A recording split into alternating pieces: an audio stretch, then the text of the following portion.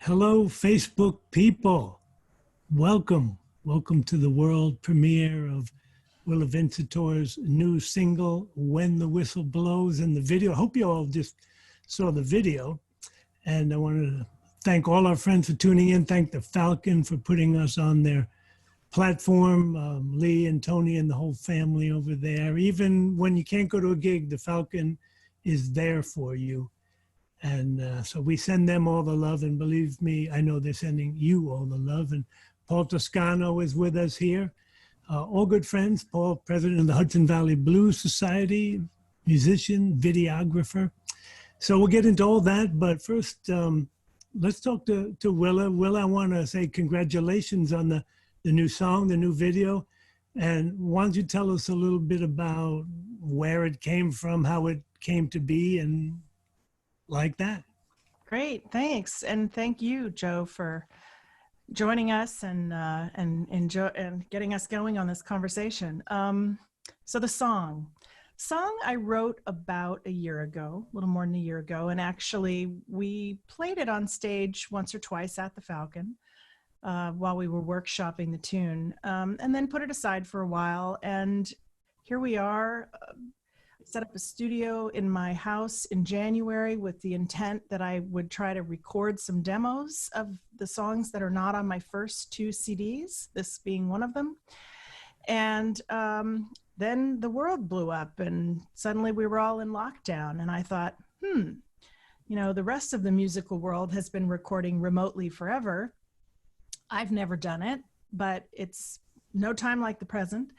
So I reached out to some friends, some regular band members, Scott Malisi and Carl Allwire, to help me get some piano, organ, and guitar on the tune.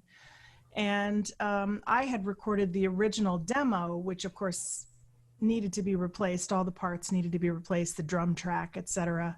We called up Manuel Quintana and asked him to join us. And then Jack Petruzzelli came in on banjo, and Scott Petito added bass, Olivier Manchon added violin, and the next thing I knew, I had this whole production and brought my song to life in a way that really was an imagination moment, because the thing that was the carrying line for this song was the fiddle. I knew that I wanted to have violin on this tune, and Olivier's contribution really brought it to life. And then Scott Petito mixing it down and playing on it just added a real flavor. It's a departure for me, but it's a song that I'm digging, and I hope everybody else just enjoyed it as well. So welcome to the world when the whistle blows. You know, when I first heard the song, I didn't know any of that, what you're just sharing with us. So I guess in a sense that's mission accomplished, when nobody knows that, oh, nobody was in the room together, or you haven't even met some of these folks face to face, and just bouncing tracks back and forth. And that's pretty impressive for a first time job. And it's also a departure a little bit musically for you. Your vocal is still your kind of trademark powerful sound, but you got the banjo and the fiddle, and you're on the railroad tracks, a lot of Americana vibe going on there. Yeah, for sure. I think it was a departure for me, but one of the things that I have always loved about music is the freedom to explore different genres. And so while you're right that I think running through it is the sort of core of American music, blues, soul, country. This one sort of tilts more in the direction of bluegrass and country, I think, which is new for me.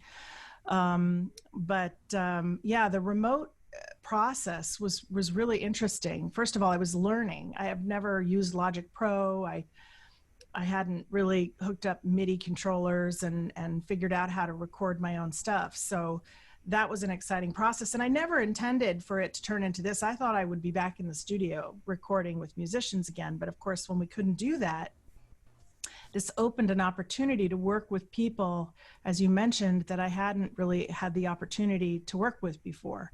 I've met Jack and hope to work with him, but this is our first foray into playing some music together, and same with Scott Petito. And I've never met Olivier, so I can't thank them enough. I mean, they really brought incredible playing to the song, and it's just everything I hoped it would be. Well, you know, it's interesting because that's a whole different skill set that you sort of had to learn as you go.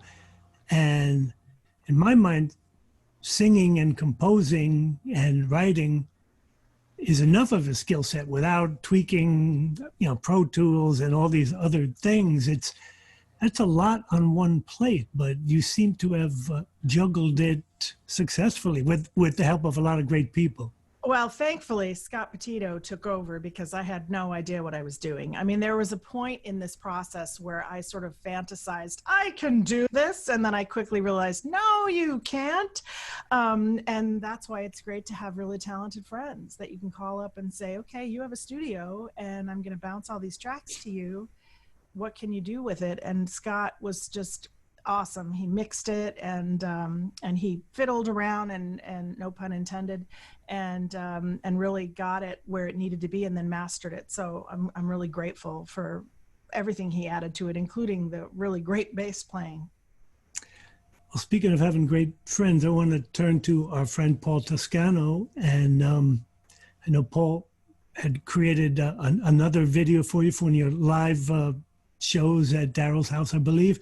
And Paul did the video on this one.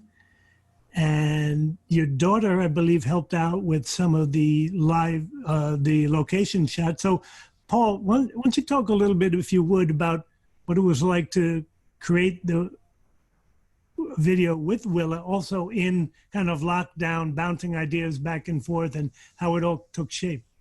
Well, it was interesting because Willa shared the song with me in its rawest form. It was, I don't know, it might have been February, I think. And I liked the song a lot. And then all of a sudden it started to take on a new life because she would bounce it to one of the other musicians and then she would play it back for me again. And I was like, wow, this is fabulous. And all the time we had spoke about putting together a video for it. So as the song progressed and it really got to fall in love with the song and got to know it, we started bouncing the ideas around. You know, and Willa wanted trains in it. So one of the things we discussed was bringing in the train sound in the beginning of the song and before it fades into the music, and how she wanted it to progress, you know, with the shots. So we went and we must have gone through maybe 7, 8, maybe 10 different videos before we were absolutely happy with the final result. Because I had taken some of my own ideas and put them down and I said, you know, let me see what Willa thinks. Well, I like this, but I don't like that. So she says, do you think we can do this?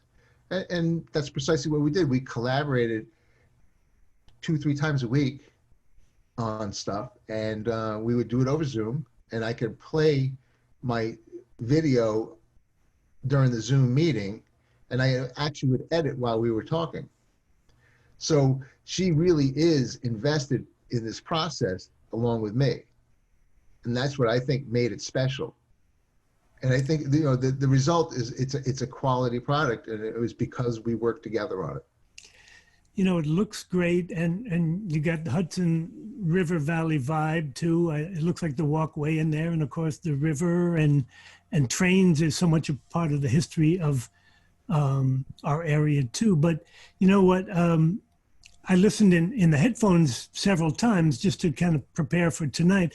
But when you think of most people listening on their phones, or that's the way things happen these days with that little pinhead speaker, you know, you miss a lot. I remember back in the day, I know I'm older than you guys, but listening to music, like letting the big speakers wash over you and hearing every nuance was the thing. And now, I don't know how many people listen to music that way or hear it that way, but headphones, a little heads up out there, people, headphones is the way to go, or, you know, Bluetooth it to your big old speakers and hear, like Paul was saying, the train sounds and various other little things that you might miss that really make it. That's the fabric that makes it rich. Yeah, I mean, you would hear the train pan from one channel to the next, and that was the way old school music was mixed. You know, even like when I listened to the mix that Scott Petito did, I thought it was spectacular because it sounds great on my computer speakers and on my home stereo speakers and through my headphones. So he mixed this beautifully, and it's just really dynamic. So we're talking about old school and new school, and now I know this is going to be a digital only release, I believe, and I'm sure, Willa, you can tell us it's going to be available on Amazon and all the usual platforms, but that's a whole new reality too. It's people aren't buying, hard product so much anymore, and it's just a different landscape. So, and even now, of course, with the shutdown, being a little ahead of the curve like you are, and learning how to have these kind of skills seems to be boom. That's what's called for now. Who knows where music is going where in this landscape that we're at now. Right. Well, it was an interesting thing because I really, really enjoyed the process of recording my first 2 CDs, which are also available digitally. And those were full productions. The first one had 12 songs. The second one had 10. They were very expensive things to produce. And of course, it was worth it to me, but it became very clear when people were saying, they were embarrassed. I would sign a CD and then they would admit to me later that they hadn't listened because they didn't own a CD player, and they wound up going on Spotify. And so they were just buying the product to support what I was doing, which I really appreciated. But I thought, well, this is silly. And singles also seem to be the way to go now, right? There are very few CDs that get listened to. You were talking about old school before. Like it used to be, you would sit down and artists would think about the sort of the flow and the cadence, and they chose the order very specifically in the songs. And I had done that on my CDs, but I don't think people listen to music that way, the same way anymore. Now they just sort of dive in and listen to the song they want. So I figured I'll release one at a time. And we thought, Paul and I had been talking about doing a video for a long time, and we thought releasing with a video would just bring a new sort of flavor to the process, something I hadn't done before. So that was really fun and exciting as well. So yes, you are correct. This is being digitally distributed. If you like what you're hearing, go to all those places that you buy your music, Spotify, it's everywhere. And buy the song if you like it. I hope you do. Now, if for the folks who weren't here at the beginning of at the premiere, they can see the video be up on YouTube soon, or now, or it's live on my YouTube channel. So just type in Willa Vincitore or When the Whistle Blows, and you should find it. But it's up on my YouTube channel, and enjoy. I hope you'll watch it again. There's I really want to take this opportunity to say thank you to Paul, who spent countless hours and put up with me going, do you think we could just, I think one of the things I learned about this process is that it's much, much more difficult than I thought it was. Like, I don't know what I thought in my head that, this is no big deal. You just, do this, you do that. No, it takes a huge amount of time. And knowledge of the software and everything else to sort of make everything flow just right. So I want to acknowledge the huge commitment that Paul made to bringing this to life, and I'm grateful. Well, it was my absolute pleasure, Willa. I always enjoy working with you, and we had some fun in the process. We had interesting discussions, with choosing footage to fit into it, that fit the story. And we got to manipulate it together, which was nice because we made the cuts where the cuts had to be, and that would bring the story together. And we poured over it over and over again, and it was a great process. It was good for me. It was good for me to do it the way we did it. I never had that opportunity to do that before. So it's a new way for me now to edit for people. So if they're interested, we can put something together. And I hope that people like this video. I know it was fun to put it together. And the footage that your daughter shot, I thought was outstanding. Yes, well, when in lockdown, put on your mask, grab your kid, go to the waterfront That's right. with an iPhone. That's what she did. This was all done on an iPhone, which is also Looked pretty good for an iPhone. I'll tell you what.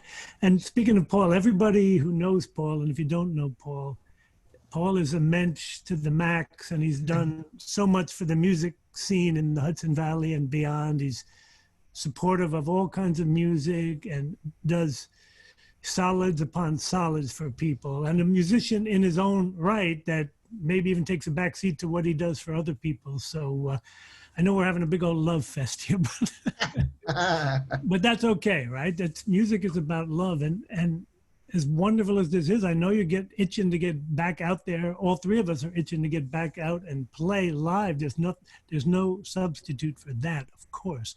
And the Falcon is the temple, the holy of holies in the Hudson Valley. And so we thank them so much for what they do, and looking forward. There's going to be a big old party someday. I know that. That's right. And I just want to send all of our best to Tony and Lee. Thanks to Lee for helping us broadcast this tonight. And everybody at the Falcon, and they've got Venmo and PayPal, and just please support them during this time. It's so hard for venues right now. We want to be sure they're there when all of this is wrapped up and we can get back out there and celebrate together. But in the meantime, please do what you can. We appreciate them co-hosting this premiere with us. And thanks again, Big Joe. You as well. Can't wait to see you at the brunches and other performances. Yeah. All right. That sounds like a wrap. Peace, love, everybody. God bless. Good to see you guys. Keep the music going, and that'll be enough. Thanks, everybody.